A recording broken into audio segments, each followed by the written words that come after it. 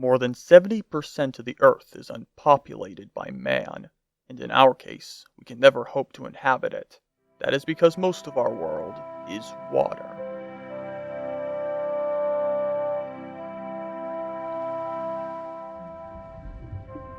Oceans, rivers, lakes, and everything in between simply does not belong to us, especially not the ocean. It and all other bodies of water belong to a menagerie of bizarre and fascinating creatures.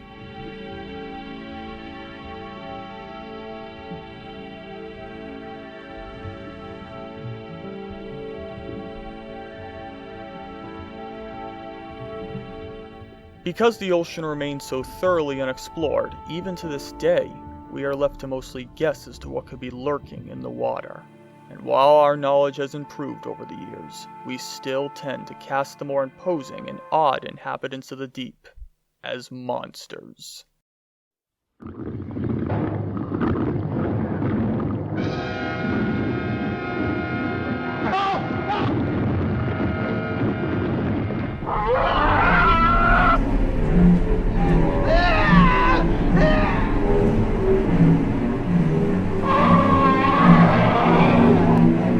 Our relationship with the ocean has been a long and complicated one, fraught with superstitions and myths once heralded as fact.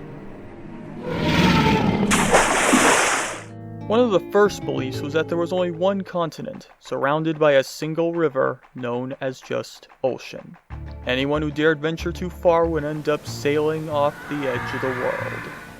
As time went by, man's understanding of the world and its geography gave rise to new theories and facts, each one bringing us closer to our modern understanding of the ocean. It took until the early 17th century for there to be a map of the world even close to our own today, in the form of the Kunyu Wanguo Kuantu, one of the most influential maps in history. But if there was one thing that humanity still didn't quite understand, maps or no maps, it was what exactly inhabited the ocean. Even when there were finally people sailing in between continents, they almost always came back home with stories of monsters. The ocean was so alien to us that the only way we could properly describe it was through tales of creatures that could swallow an entire ship in one gulp. And so, most of these legends became known as devilfish. Ancient maps from all the way to the 16th century were adorned with illustrations of these creatures. They ranged from monstrous cephalopods, titanic serpents, and whales straight out of a nightmare. Today, most of these monster sightings have been written off as initial hysteria from seeing real-life animals such as octopi, whales, or even just large schools of fish. But no seaside hallucination quite measures up to that of the mermaid. It is often believed that the myth of the fair maiden with a fish's lower body was caused by sightings of sea mammals like manatees and seals. It's quite fascinating how the sailors of old were so thoroughly mired in legend that they thought these docile creatures were damsels delivered unto them by the waves. But even after separating the legends from the reality, we are still terrified of the actual denizens of the deep. Whether big or small, there are thousands of animals that often come off as odd and unnerving at best.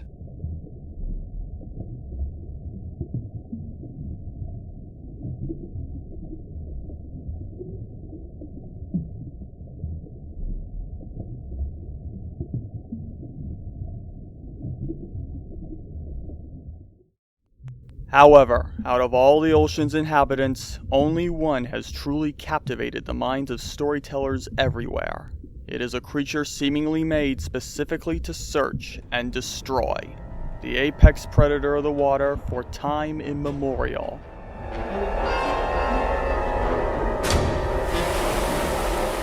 The shark. Of all the predators in the animal kingdom, the shark is perhaps one of nature's most perfect killers. Almost all sharks are carnivorous, feeding on just about anything they can sink their teeth into. This ranges from fish, to seals, to birds, to even junk floating in the sea. But even more fascinating is the shark's senses. With an organ located around the nose known as ampullae of Lorenzini, sharks can detect the slightest bit of electricity from an animal's muscle movements. This enables them to detect their prey and react to the environment quicker than most animals can. And even without this special power, their sense of smell is impeccable, and their tenacity is unmatched. As one might guess, these traits haven't exactly endeared us to the shark. It is to the ocean what tigers and bears are to jungles and forests. Ironically, sharks were once deified and respected, particularly by island tribes in Fiji and Hawaii. But almost everywhere else, the shark was feared. Explorers and sailors kept bringing back terrifying tales of being attacked by sharks and watching as their friends were brutally slaughtered. Perhaps the best representation of man's tenuous relationship with the shark can be found in Sir Brooke Watson's 1778 painting, Watson and the Shark, a dramatic reenactment of his encounter with one a few decades earlier when one bit off his leg. While an obvious exaggeration, the painting nonetheless struck fear into the hearts of the many and forever painted the shark as a vicious predator, devoid of any thought or reason. But another thing that the painting perfectly demonstrates is our poor understanding of the shark. Like almost every other animal in the deep, sharks went through human history as frightful enigmas. We remained oblivious to the species' fantastic diversity, and even today, some people's knowledge of the shark begins and ends with the typical model, that of the great white.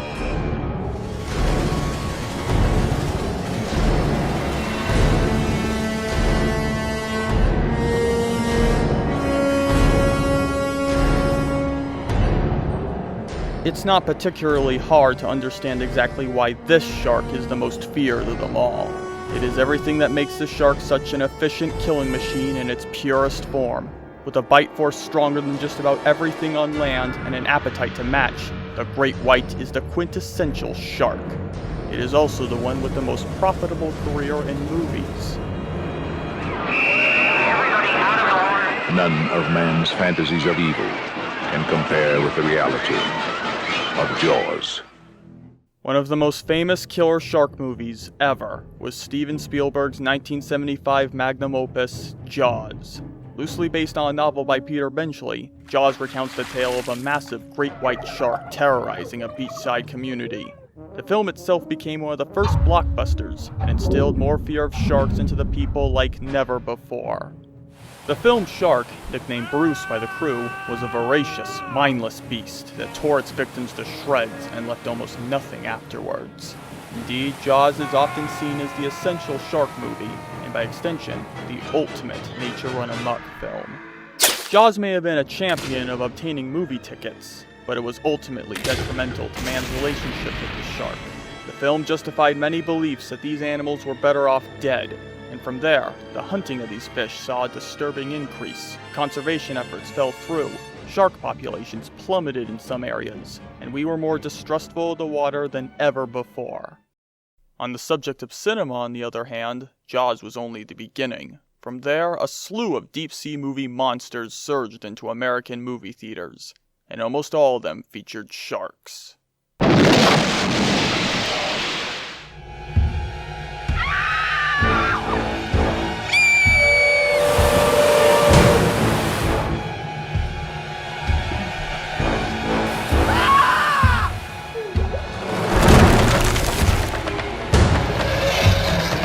One of the first films that tried to directly ape Jaws' success was Tintorera, a particularly raunchy film that, instead of featuring a great white, starred a tiger shark.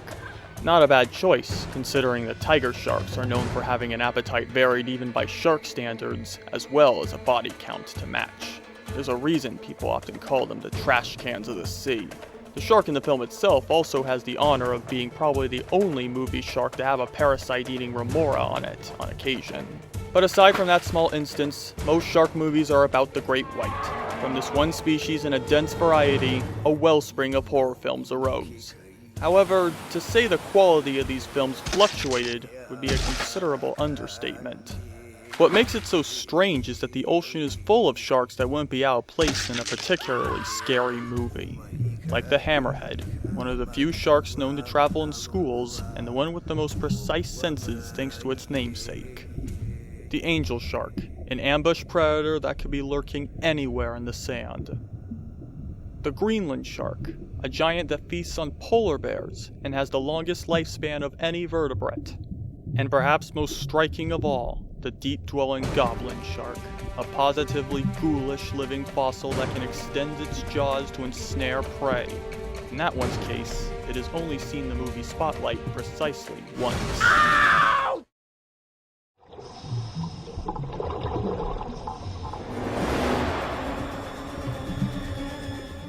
The only shark that rivals the great white in terms of film appearances is the megalodon, the largest shark and perhaps the largest fish to ever live.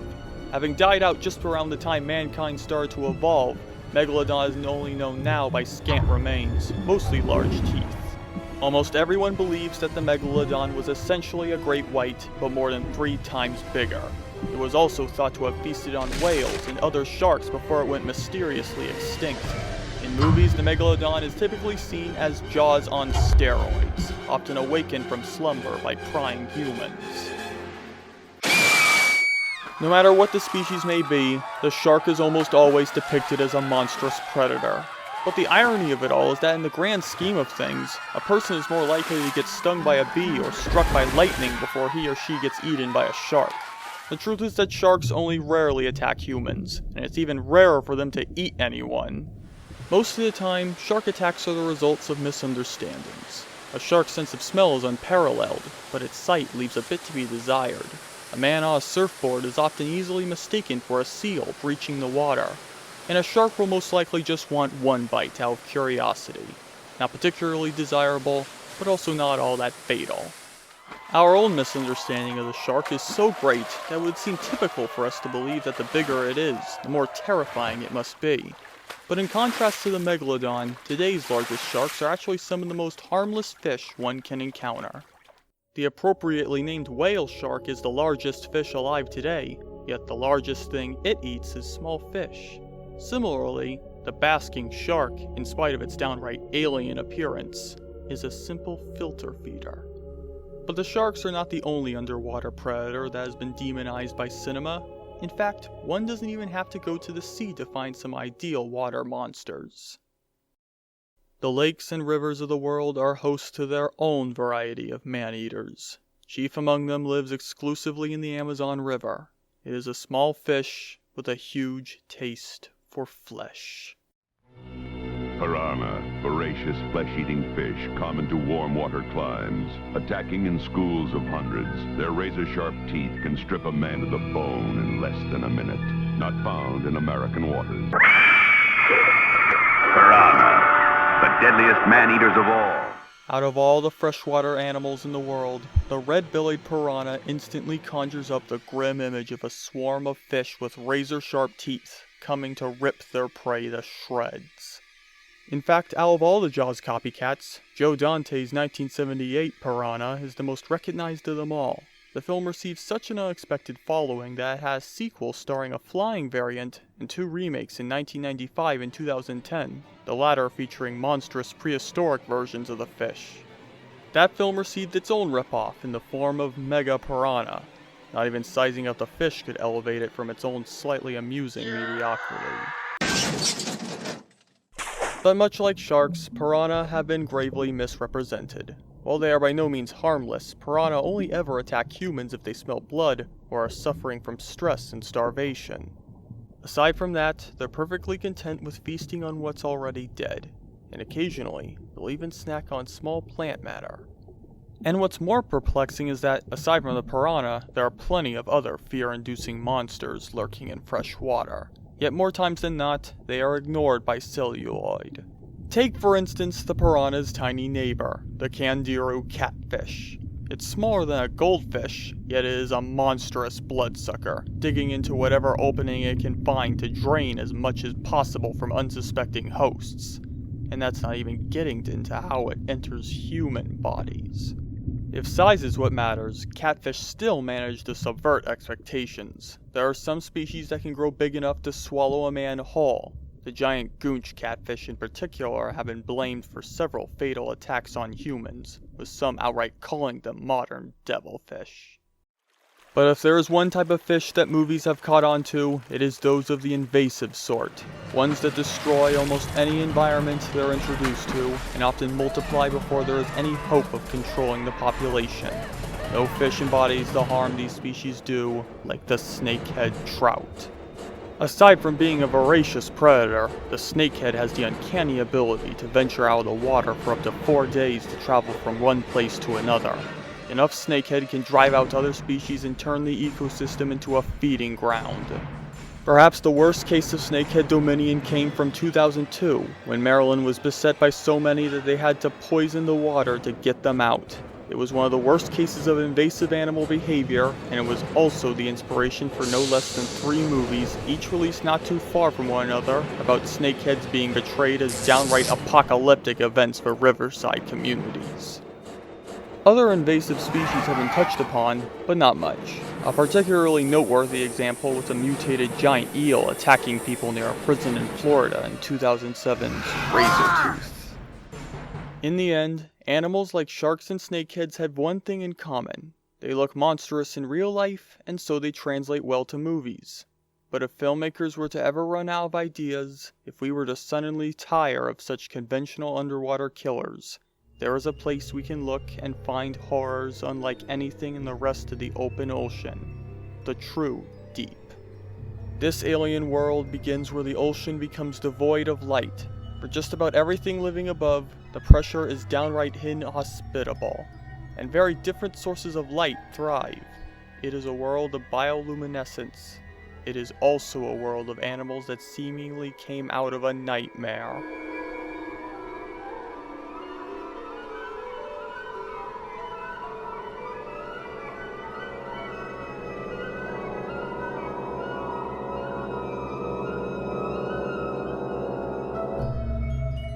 But perhaps the reason movies don't use these very often is because most of them are rather small. One of the larger deep-sea predators is the 6-scaled shark, which would seem rather redundant next to the great white. While many of our movie monsters certainly take inspiration from these bizarre creatures, it has never seemed to cross filmmakers' minds to star a killer fangtooth or a voracious gulper eel. But there is one animal above them all that has been noticed by our storytellers. Lurking deep below the darkness, and occasionally above, is the squid. Most squid are hardly larger than an arm's length, but there are exceptions, and it is these exceptions that have stirred in people's minds for centuries. That's not to say their octopus cousins are lesser in any way. Both the squid and the octopus share more than a few things in common. They are all cephalopods. They can regrow lost limbs, and above all, they are almost deceptively intelligent. And they are also responsible for spawning one of the most terrifying myths of the ocean. It was often said that somewhere in the deep, a gargantuan monstrosity lied in wait to drag down entire ships and feast on their crew. Known as the Kraken, perhaps the worst thing about this monster is that out of all the previous stories, this is a sea monster that has proven to be almost real. Sightings of giant squid are becoming more and more common, to the point where we've encountered more than one specimen of a species known appropriately as the colossal squid. There is nothing subtle about it at all. Even in the smallest specimens, this squid's beak is larger than one's fist, its tentacles are laced with hooks to grapple prey, and if the contents of sperm whale stomachs are to be believed, they are known for fighting animals just as big as they are to the death. Rather appropriately, all of these cephalopods have been blown up in size to create truly astounding monsters. But sometimes, not even sizing them up is necessary.